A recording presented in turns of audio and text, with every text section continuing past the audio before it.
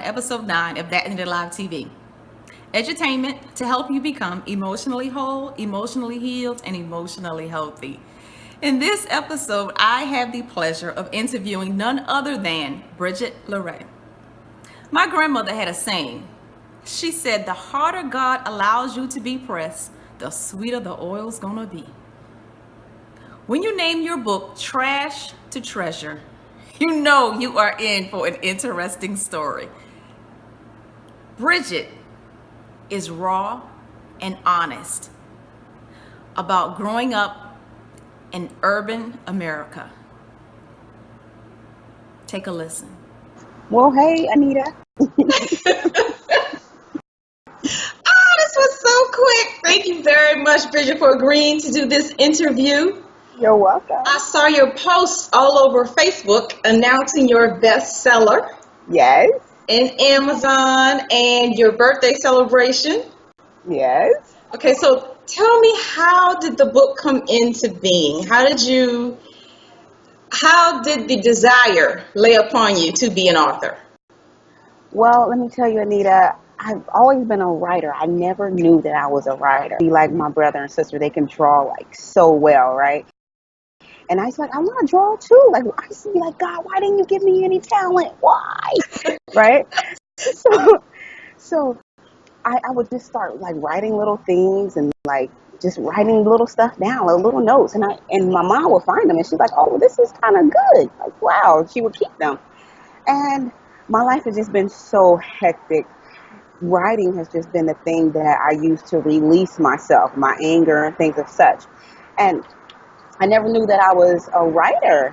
When I turned 33, I just said, I asked God, I felt like I was the same age now that Jesus was when he died. So I asked myself, I said, Bridgette, what would you do if you died now? Like, what would your legacy be and what would you regret? And I realized I would regret not writing a book because God placed on my heart to write a book about my life and the trauma and the turmoil and the things I've been through for years now. Like, I've actually started writing, and I've got my little notebook and my little composition book, and I would just write little things, but I would never like do anything with it. So when I turned 33, God was like, it's time to get serious. So that's where the book came from. Okay, and then, so you've been writing for years. Yes. So the series has the series been completed, and we've only been blessed with the first book in the series, or? Well, yes, the series is called The First 33, One Woman's Journey from Trash to Treasure. Volume 1, the early years, is out and available on Amazon.com, or you can go to BridgetteLaRe.com and order there. And actually, I only have this one series written right now. So, but it's my life. It's all in my head. I can write it down in 2 days, okay? Let me tell you, Anita, when I made the decision to get serious and write this book series, I gave myself 40 days. I gave myself a 40-day deadline. I said, Bridgette, you're going to have this book completed in 40 days. And guess what? It took me 7 days, okay? That's how magical we are. So volume 2 is the untamable teenage. Volume 3 is promiscuous girl. And volume 4 is the Jesus year. So they will be out soon. I'm hoping to get funding from a major, maybe Harper or some major publishing company, so I can sit on a beach and just write. Isn't that all of our dreams, right? Lovely, just lovely. Now, it sounds from the title, it sounds like number 3 is probably going to be your hottest seller. Oh yeah, promiscuous girl. But right now, 1 is what's for sale on Amazon. Yes. And Volume 1, the early years. And so that takes us from what age to what age? From birth to pre-adolescence to about 12 and a half. Okay, so give me just a little bit of a highlight in what we can look for or look to learn in these primary years. Okay. Well, see, the thing is, Anita, the book is to encourage, uplift, and inspire girls, young girls, because each book is pertained to girls in that age range. Okay. So the early years is for the young girl that may be going through some of the things that I went through, like um, molestation, abuse, neglect, just a whole bunch of trauma. I tell you one thing that is really crazy. As a girl, when I started my menstruation period, I didn't know what it was. I was 12 years old, and I had never been explained how the mechanisms of a girl coming into her womanhood. So I used to eat flaming hot Cheetos a lot. Okay, and one day I was just in the bathroom and I was like, oh my gosh, like flaming hot Cheetos is coming out of my vagina. Like what? And so I so I write that in the book. And, okay, and like my family, I love my family to death. Okay, we've been through a lot of trouble, traumatic past, turmoil, and one of the things my family taught me inadvertently was with to show our love with guns and knives and violence, okay? Because anytime anything went down with anybody in our family, my family showed up packing guns and knives. We was ready, okay? That's how my family showed love. And I learned that in my younger years and early years of my life. And so I shamelessly share those type of stories. I shamelessly share how my mom, kind of beat her children. Like I got whoopings every day, smacked in the mouth every day. My dad is alcoholic, and he would buy gifts and take them away all the time. So at that point, I learned that, I was unlovable and not worthy of gifts or not worthy to be treated like a queen or a princess from a man. So these are the subliminal stories that our parents teach us, unbeknownst to them.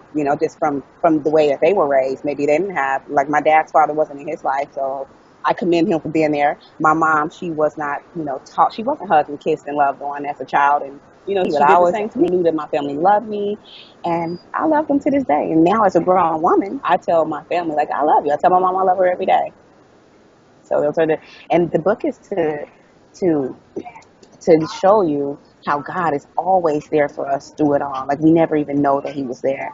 Like, because as a baby, I almost died, and God was there with me through it all. And now that I'm grown, I'm looking back at it and recollecting my life, looking at the chronology of my life, I just see how God has always been there in the midst of everything. So Now, when you tell your mom that you love her, does that bring tears to her eyes? Has she learned through you to show emotion in a different way? I think so. I think she has. Because when I came to the terms that, when I realized it, like, wow, my family, we're not the type of family that say I love you, right? So I asked my mom, I said, why don't you ever say I love you? And she went on like into this little tangent, like, well, because when you tell people that you love them, like they don't come around, or the people that you tell that they love, they leave, and just all this. She wasn't sure as to why, so she was just on a tangent, just making things up, right? Okay. So then I just said, well, I'm gonna start telling you that I love you, and then she was like, okay. And I tell it to her. And I know it makes her feel good that somebody tells her that they love them, that they love her every day. Now, this says a young black girl from the ghetto struggling with anger, promiscuity, alcohol, drugs, lying, cheating, and stealing. All that. Now, was that in California? Oh, see, I'm from Dayton, Ohio. Okay. So 937. So I'm from Dayton, Ohio, and I lived there for the first 29 years of my life. And then on September the 11th, 2011, I packed up everything and I drove 15 hours to Dallas, Texas. So I lived in Dallas, Texas for like a year and 5 months. Okay, hold on. Okay. What? Hey, now. Hey. Where did that come from after 29 years and the family is located in Dayton? Because, especially for us, African Americans, it is very hard and it is looked down upon to just pack up and leave, drive away, fly away, to move away from where family is located. Mm-hmm. How did that come about? Listen, Anita, I had to go. Every day I was waking up. Okay, let me tell you. I graduated as a registered nurse in 2010. Okay. And I always told myself, let me tell you, the first day of school, my sister Lydia and I, we went to nursing school together. And the first day of school, the instructor said, I want to go around the room, have everybody tell a story about why you want to be a nurse, right? And my story was, I want to clean this. It seems like my camera is dirty. Hold on. Okay, is that better? So I said, well, the reason why I want to be a nurse is so I can have money to fund my entertainment career. My sister was like, sit down. So she was so embarrassed. Yes. What? She got dreams? Right. Like I was keeping it real, you know? Right. She wasn't going at the same time. I just want money to fund my entertainment career, right? So every day I was waking up, every day of my life, feeling like, is this all there is to life? I was a case manager, a nurse running around the city, checking on people at their homes. And I was partying, drinking, smoking, and still being promiscuous, still living the same life I lived all of my life, right? And so every day I was just waking up like, man, is this all there is to life?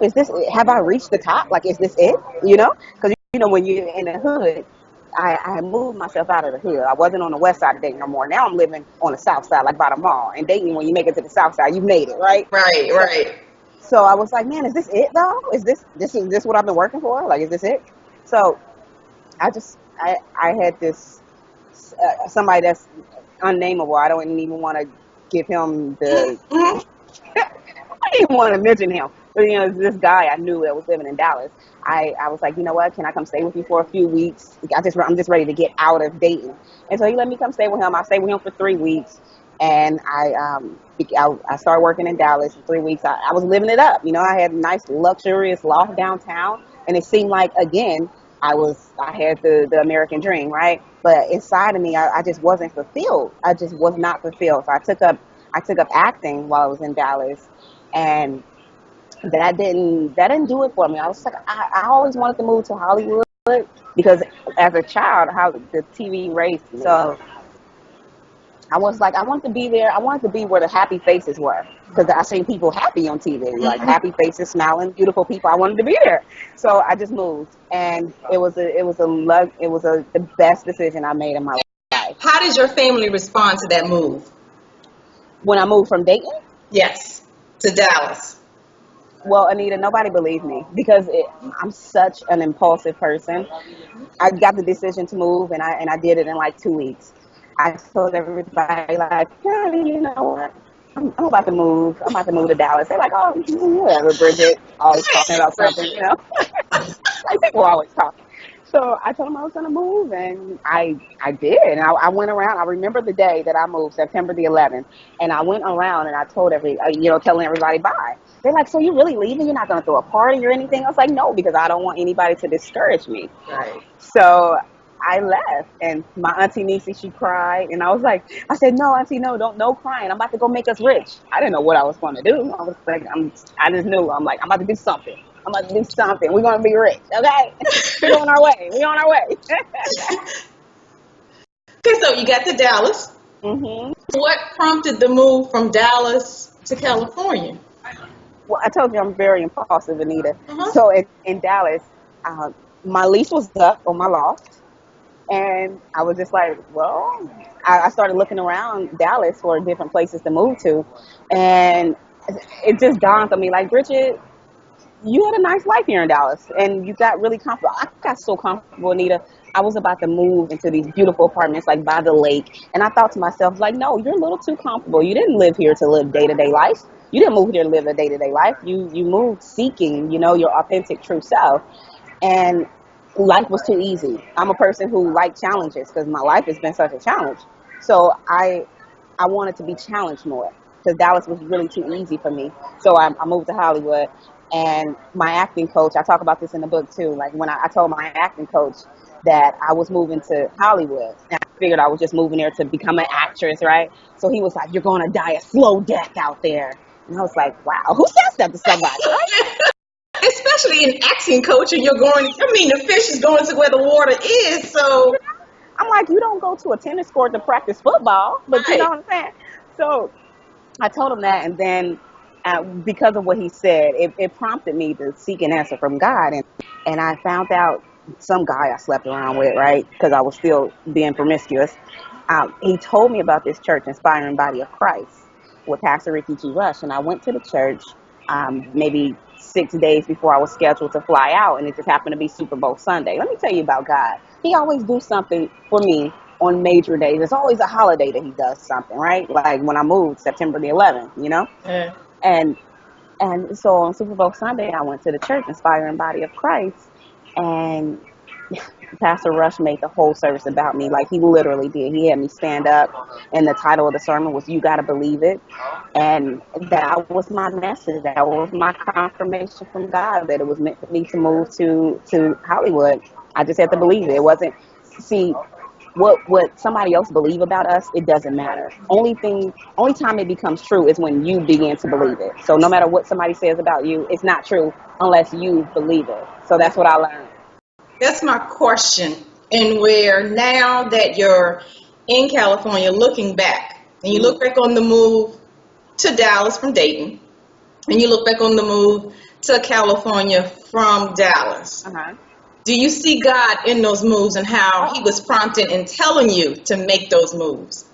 Oh man, listen, let me tell you, God has always been there. I see God literally. He showed me so many miracles, wonders, and signs every day of my life. I was like the Walking Dead, Anita.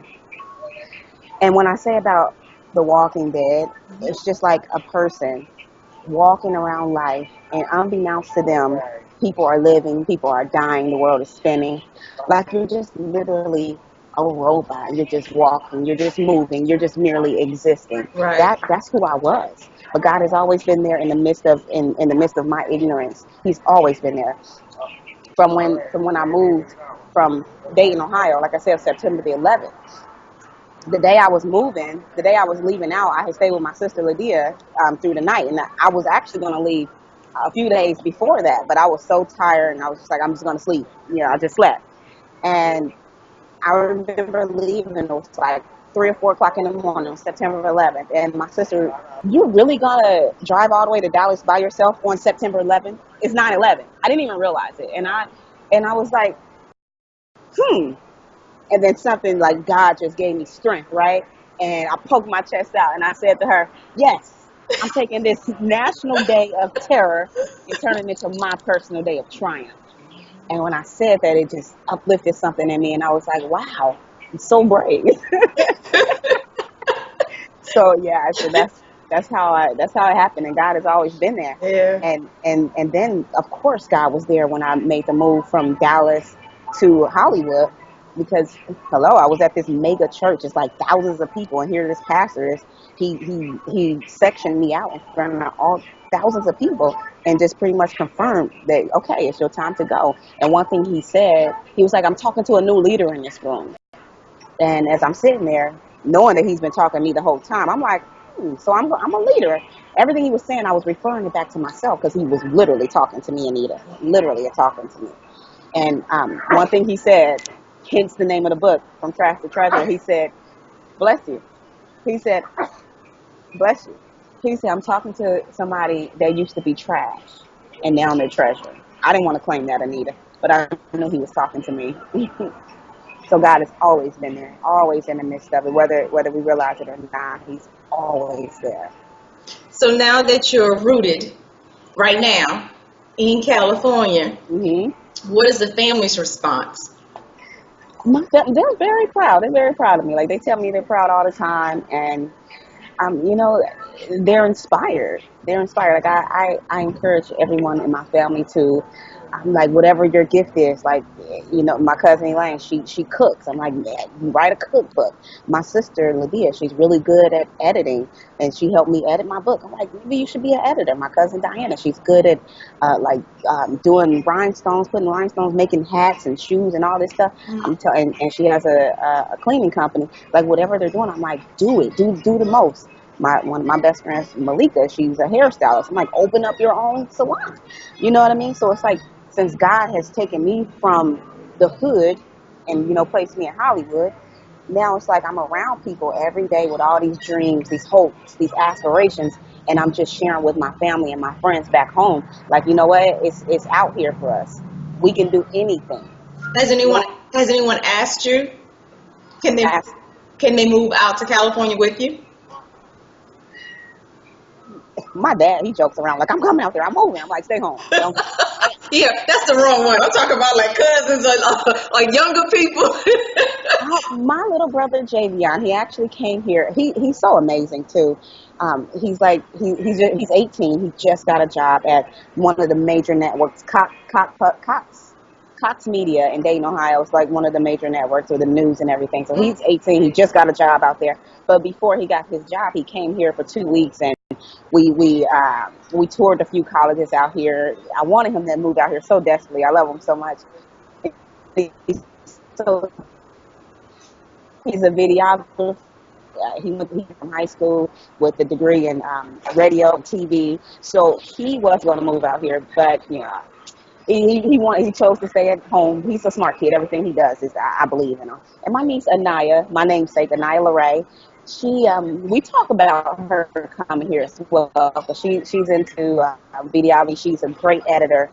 And she's 16 now, so I want her to come here and go to college. So, yeah, the young ones, I really do want them to get out here because it's here for them. And like I said, if this is what you want to do, why not come to where all the big fish are at? You don't want to practice tennis at the football field. Come on out here to LA where we're making movies. This is where it's happening. Because that's generally how the family migration happens. Mm-hmm. One moves, and then, even in the 40s, Mm-hmm. after that generation of sharecroppers, and where African Americans first began to get jobs in the government and get jobs in the postal service and things of that nature, and a lot of the migration from the South Mm-hmm. went up to the Ohio's and the New Yorks. Right. And that's generally how it started. Even now, with you, Mm-hmm. whoever it was in your family that started the seed in Ohio. Mm-hmm. Okay, and now you're in California, and that's just going Right. to make your family bloom that much more. It's just, from my perspective, it's just a wonderful thing to watch and to see. I like studying family genealogies. Yeah. And to watch them, grow and emerge, and then to dig back through their history and see how they actually got out there and Mm-hmm. what it was that inspired them to do it. And you're absolutely right about that, Anita. That's how my family got to Ohio, of course. Back in those days, with the civil rights days, the movement. My family were initially from Carrollton, Georgia, and my grandparents migrated to Dayton, Ohio, because there was no jobs. There was no jobs in Georgia. So you're absolutely right about that. And I'm hoping that my family do. We do migrate here. The ones, especially the ones with a lot of talent and dreams and hopes and aspirations. But where I'm from, Dayton, Ohio, is so comfortable. People rarely move. Like my mom, she was like, I'm a West Side till I die. I'm like, Mama, you can't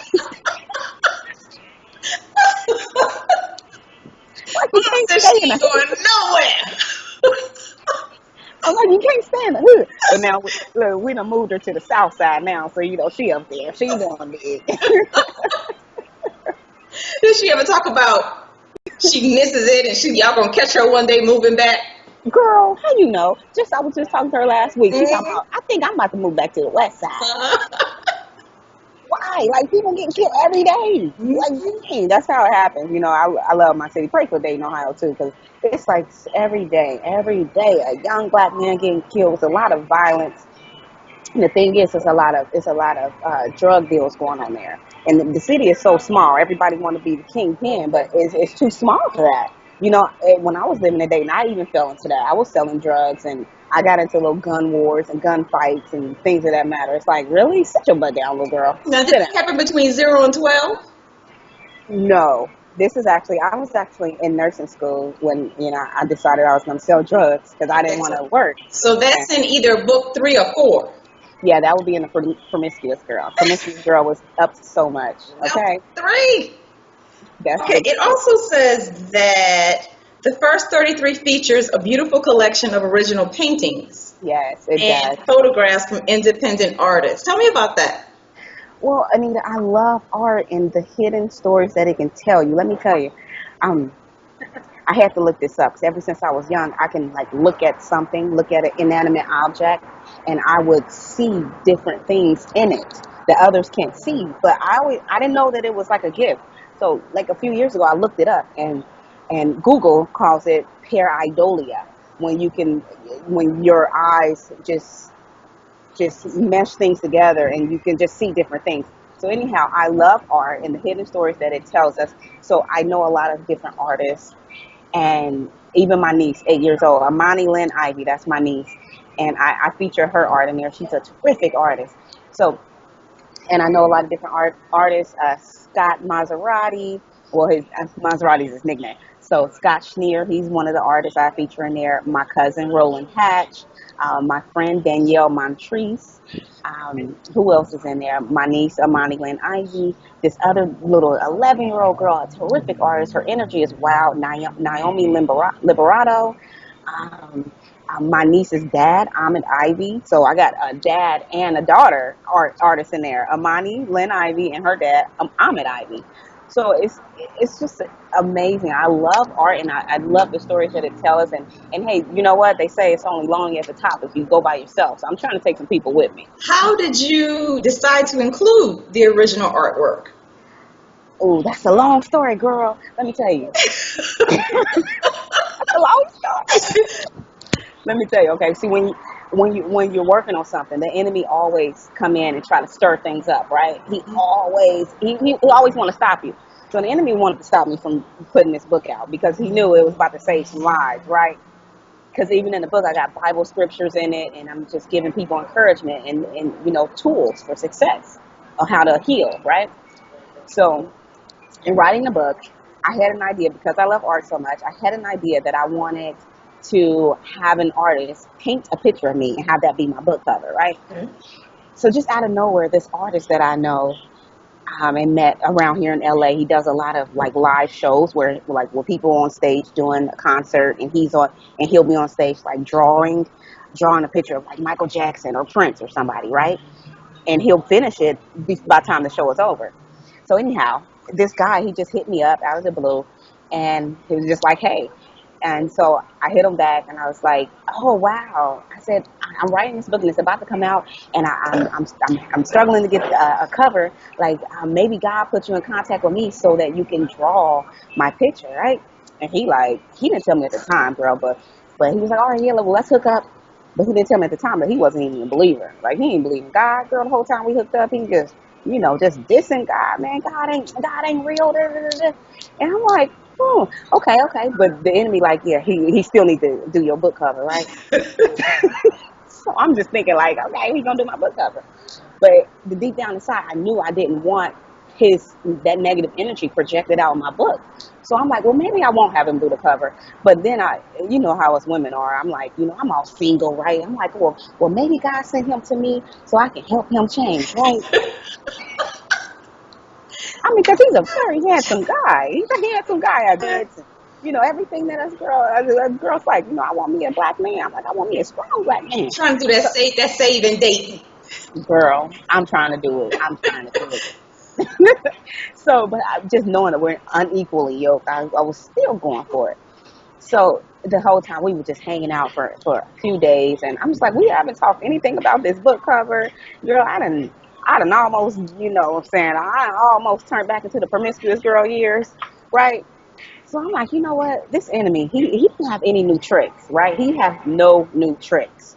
And his trick to me, the enemy knows I love massages. So his trick was like, yeah, I'm about to have this artist give you a massage, girl. Let's see how you handle yourself then. And then when that happened, I was like, okay, you look, enemy, that you are a liar. Get up out of my house. I don't want anything to do with you. So then after that didn't fall through. Back to the original question. So after that didn't fall through, I was like, I do want to use artists. So I just thought well, if I don't have an artist draw the picture of me, how about I use some original art from artists that I already know? So I hit them all up, had them sign some release forms, like, hey, you want to be featured in my book, and we're all down for it. So that's how it happened, and their art is beautiful. So each piece of art that you see in the book, mm-hmm.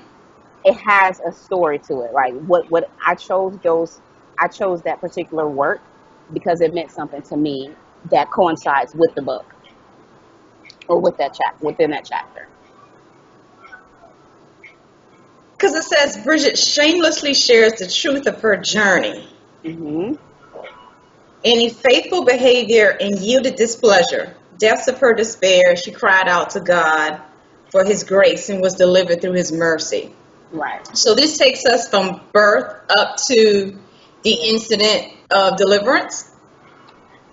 No. Okay. The whole book takes you Right. from birth. The series, the 4-part series. Okay. Listen, yes, the whole book takes you from birth until the age of 33. Actually, it takes you to my 34th birthday, which was August 8th, 2016. And when I turned 34, on my birthday, August 8th, 2016, that's when the book was released and became a bestseller on Amazon on my birthday. So that all will be in the 4th book, which is the Jesus year. The 33rd year. Exactly, the 33rd year. I call it the Jesus year because Jesus died at 33.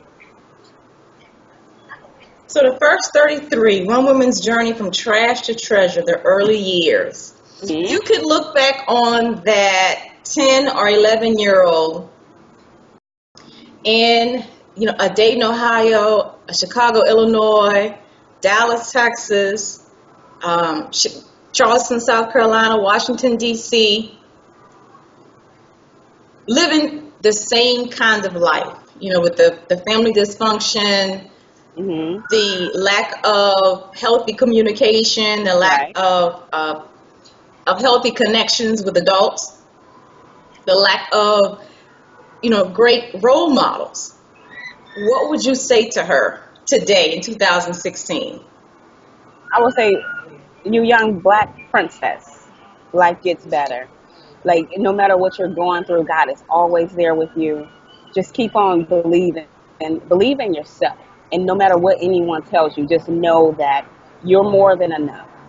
You have everything that you need, and life does get better. Just relax, enjoy your journey, because God will eventually use your story for his glory. Everything that you're going through is because you're strong enough to handle it. God says he will never put more on us than what we can bear. So if you're having a hard time, it's because you can handle it. You can bear it. He couldn't give your life to someone else because someone else wouldn't have been able to handle your life. Maybe they would have committed suicide. But you young black African princess, you can handle it. So that's why you're going through the things that you're going through. So that when you build your strength from everything, all of your troubles, your traumas, and your turmoil, when you build strength from it, you'll be able to share your story as I am and help others help themselves and help others help others. Could you relate to any of Bridget's story? Have you moved away, or are you still in just a little bit of fear about being on your own? Bridgette and I would love to hear from you. Leave your feedback, questions in the comment section below. And consider joining my email list over at thatanitalive.com.